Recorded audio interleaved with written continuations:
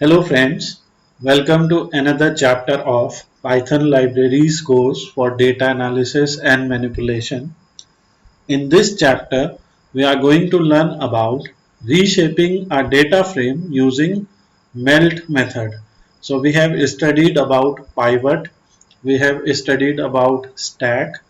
So just like pivot and stack, melt method is also used to reshape a data frame.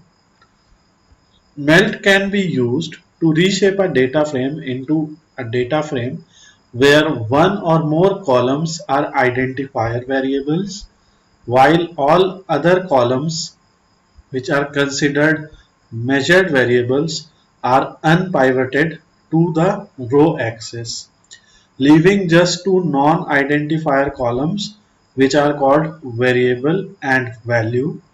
The name of those columns can also be customized by supplying the variable name and value name parameters. So melt can be used to reshape a data frame. In this case, it will be reshaped into such a data frame where one or more columns are identifier variables, variables that are used to identify particular data, while other columns, which are considered as measured variables, are unpivoted to the row axis, leaving just two non-identifier columns, variable and value. Let's see some example and then you will understand this. So the first thing is have a look at this simple data set here. So here we have first and last. So first and last are used to identify name of any particular person here. So we have three person here, data of three person here, and then we have age and gender, which are attributes for these persons. Now let's read this data in our Jupyter Notebook using Python Pandas. So here is our Jupyter Notebook. The first thing we always do is import pandas as PD because we are learning pandas library. Then we will create our data frame, which is pd.read underscore excel, and then the data frame that you just saw here, the data set that you just saw here, the name of this data set is formelt.xlss. So because I'll be using it for melt, I have named it as formelt.xlsx. Now execute this. Now let's see df. So this is the simple df that we are seeing with respect to this data set here. Now first, without using any parameter in melt, I will simply run it. And now you can see we have variable and value. So in variable we have first, last, age and gender. Then in value we have those values. So by default, whatever column names were there, these are our identifiers here, right? So whatever column names were there, first, last, age and gender. So now the original data frame has been reshaped into such a data frame where all the identifiers are termed as variable here and all the values are termed as values here, and you can see that because we have three data of three persons here, so that's why first every variable will be repeated three times because this is data of, let's say, three employees, three users, three students, it can be anything. Let's say it is data of three students or three employees. So first name of employees will be repeated three times, last name three times, same with age and gender, and we have their respective values. In this type of reshaping, if you will not use any parameters, so you will see that if you will not use any parameters, so in that case your variable will be termed, your column names or identifiers will be termed as variable and your value will be termed as value. but as per the definition we can change these, we can change the label or we can change the name of these variable and value also. We can change the name of these columns also. Let's see how we can do that. So we have two parameters, variable and value. So we have two parameters here, var name and value name. Let's say var name is identifier and value name is info. Just for the sake of understanding it, I am renaming this variable as identifier and I am renaming this value as info. Let's see. So now you can see that when you will execute this, when you will run this, so your value will become as identifier, so your variable will become as identifier and your value will become as info. So this is the work of Python pandas. This is the work of melt method in Python pandas data frames, and this is how we can rename them. Now there is one more thing. So first I will keep it written here. The next thing is there is another parameter that is called id vars.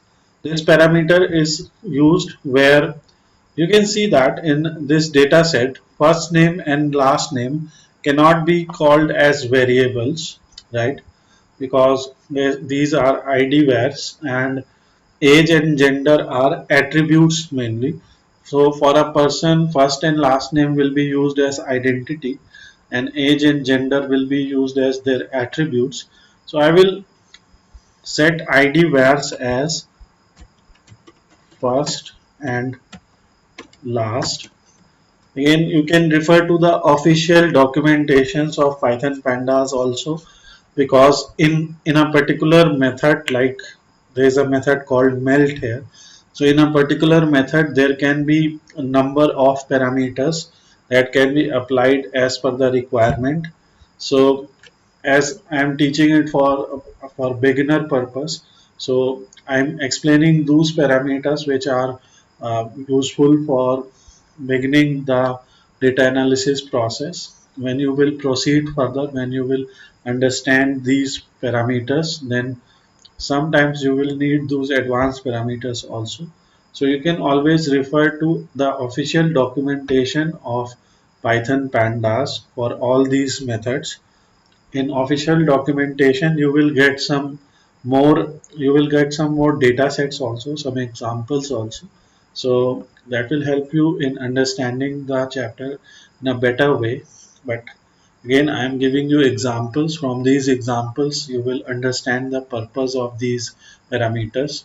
So you saw that when we used the when we printed the data frame using melt method without using any parameter here, so we got two columns in the data frame.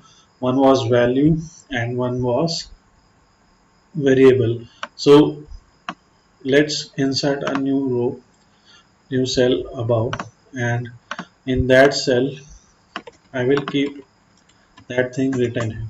So this is by default, no parameters used. Now when some parameters are used, like let's say var name is equal to identifier and value name is equal to info. So in that case, the columns are now renamed as identifier and info. Now I am talking about a third parameter that is called id underscore vars, which stands for identifier variables. Identifier, what is an identifier?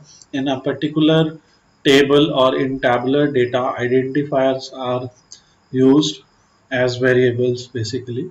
So to give names to our variables, we use identifiers, and identifiers are used to identify a particular data. Suppose you have to identify a person, so you will identify them with their first name or last name. So now let's use this. I will copy this information from here. So I will use df.melt. I will say the var name in this case will be named as attributes, and value name will be kept as values only, and id vars will be first and last. So now you will see a different type of data frame here. The reshaping will be done in different manner. You can see this. So we have first and last. So in a way you can see that first and last are now taken out from the data frame and they are placed as columns here. And then for these columns we have attributes as age and gender. Again, this type of data can be better read in this format. So in this format it is clearly readable, but just to understand the purpose of melt, I am giving you an example that how you can use this. So here I am using a list. Again, you can use any particular, suppose you don't want to use first here, right? You don't want to use last as identifier, last as id variable. So you can write it like this also, and let's run this. So now you can see only first is considered as id variable, and the last is now gone to the attributes part. So this is how you can analyze this, but it's better this way. This is the analysis, and that's how we can reshape a data frame like this into a data frame like this, or into a data frame like this where we have custom column names, or a data frame like this where we have first and last opt out from variables, and then we have rename them as attributes and values. So now to just give you another example, I have a dictionary here, and in this dictionary you can see that in this dictionary we have day. So let's say these are three dates: 1st January 2020, 2nd January 2020, and 3rd January 2020. So on these days, some units of laptops were sold and some units of TVs were sold. So now, if you will, first I have simply created a DFC here. DFC is my data frame which is created from this dictionary. So when you will execute this, so now you will see that this is our data frame. We have day, laptops and TV. So this data frame is in wide format. So we call data frames as wide formats, or when we have data like this. And the work of melt is to change this data frame, change the shape of this data frame from wide format to long format. So for that we simply write the name of data frame and then we use the melt method as we did before, and now you can see it will be in the long format. So as variables we have day, laptops and TV, and then we have value. So now what I'm going to do here with reference to what we did in the last case, so for id vars in this case I will set id vars as day. Then I have already written the query, so you can see that id vars is day. The var name that I want to set is items or products. You can set it as anything like items, products, whatever you want. And in the value name, I will name it as units sold. And now let's see the data. So now you will see that we have information of day here. So for day 1, day 2, day 3, product is laptop and units sold were 1, 3 and 5, and for day 1, 2 and 3 the units of TV sold were 2, 4 and 6. So this is how we can create that. So dfc.melt works on data frames mainly, and whatever we are doing here are all parts, whatever the reshaping we are doing here are all parts of data manipulation. So try these examples. You can take some data sets, and if your data sets are in wide formats, so using this melt function, you can convert them to long formats or formats that you want. So thanks for watching this video. We will discuss more methods related to Python pandas in upcoming chapters.